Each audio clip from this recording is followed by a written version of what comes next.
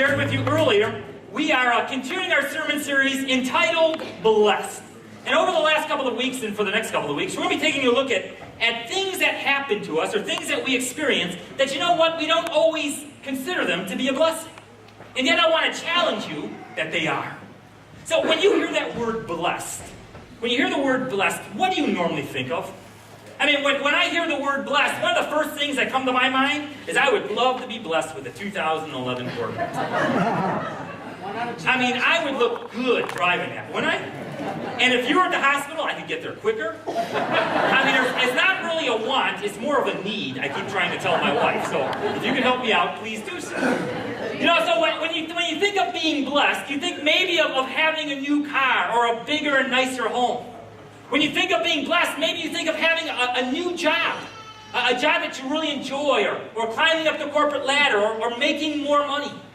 When you think of being blessed, maybe you think of being self-sufficient, having enough money or enough resources that you don't have to rely on anybody or anything else. You don't have any worries.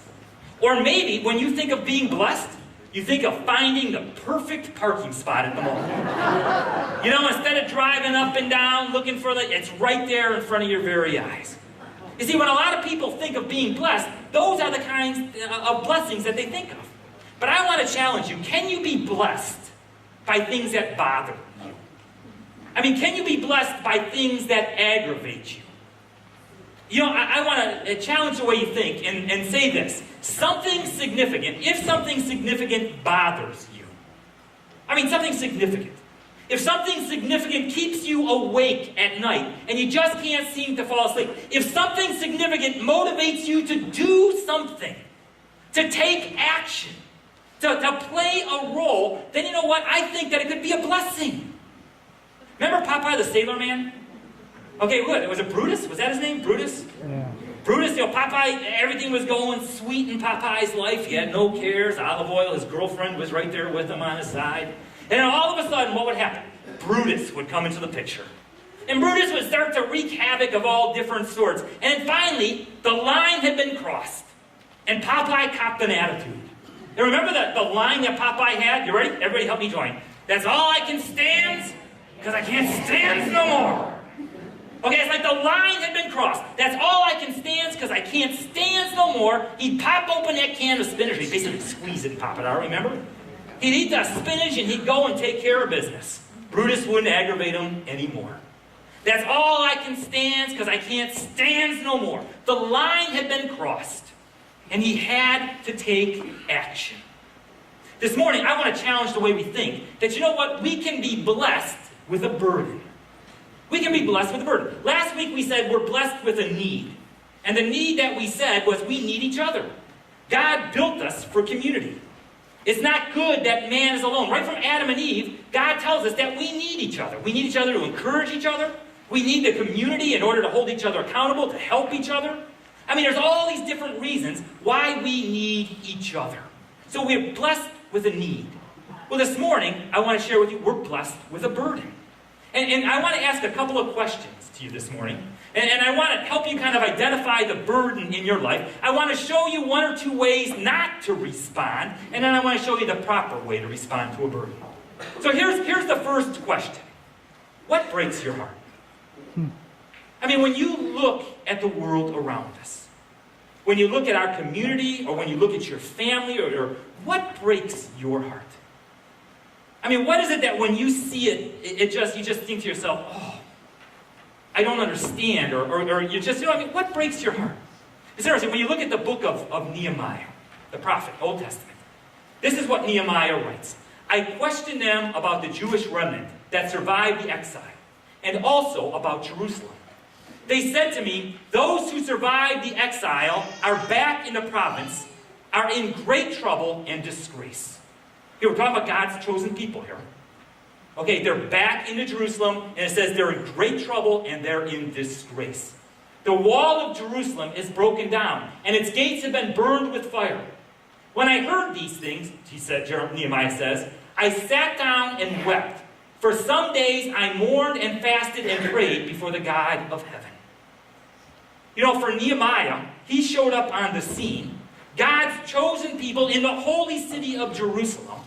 The walls which protected the people have been knocked down, are in disrepair. The gates have been burned. The people are living in disgrace. They're living exposed to outside attack from enemies. And Nehemiah saw this, and what does it say? He sat down and wept. I mean, he said, and how long did he weep? He said, for days I mourned and fasted and prayed before God. When he saw this need, it broke his heart. And he didn't just say, hey, I'll be praying for you. Good luck, guys, and go on his way. No, he sat down and he prayed and he fasted. You see, it broke Nehemiah's heart.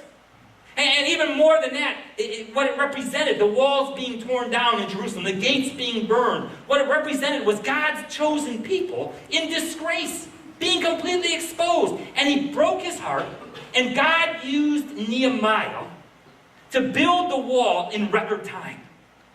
The thing that the people said couldn't be done. They didn't have the time, they didn't have the skill, they didn't have enough money. And the very thing that the people thought could not be done, Nehemiah motivated the people, and they got it done in record time. It broke Nehemiah's heart, and it motivated him to action. What breaks your heart? When you look around us, what is it that breaks your heart? Maybe it's the kids, not only across the world, but right in our own community, who are hungry. And they don't have enough food, they don't have enough clothing, they don't have shelter. Or maybe you think of the migrant workers down in Immokalee, or the kids over at Give Kids the World. You know, some of the people that work very hard, and yet, they still can't make ends meet. They're still being mistreated in many ways. They can't get up on their feet. Or maybe what breaks your heart is you think of some of our elderly folks. Whether they're shut-ins at home, or whether they're hospitalized right now, or whether they're in a nursing home or a facility someplace. Oh yeah, we get to visit them once, twice a month. But you know what? Maybe that's what breaks your heart. What is it that breaks your heart? What burden has God blessed you with? The second question I have for you this morning is, what makes you angry? What makes you angry? I'm not talking about the pet peeves kind of thing. That's not what I'm talking about. I'm not talking about the guy in the movie theater who answers 6 telephone calls and talks at the top of his lungs.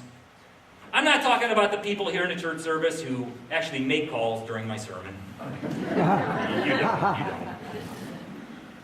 No, I'm not talking about the silly pet peeves. But you know what? What makes you angry? I'm not talking about those aggravating people that you work with. Oh, that reminds me. Today is Jordan's birthday. Jordan, where are you? Oh, I'm kidding. He doesn't aggravate me. Where's Jordan at? It's Jordan's birthday today, so wish Jordan a happy birthday afterwards. But you know what? What is it that makes you angry? Not those silly little pet peeves things, but I'm talking about that righteous indignation kind of stuff. Okay, what is it that makes you righteously angry? One day it was Moses in the book of Exodus. Moses, Scripture says, one day, after Moses had grown up, he went out where his own people were, and he watched them at their hard labor. Now remember, Moses was born a Hebrew. He was raised as an Egyptian. He was living in Pharaoh's house. He was a ruler of Egypt.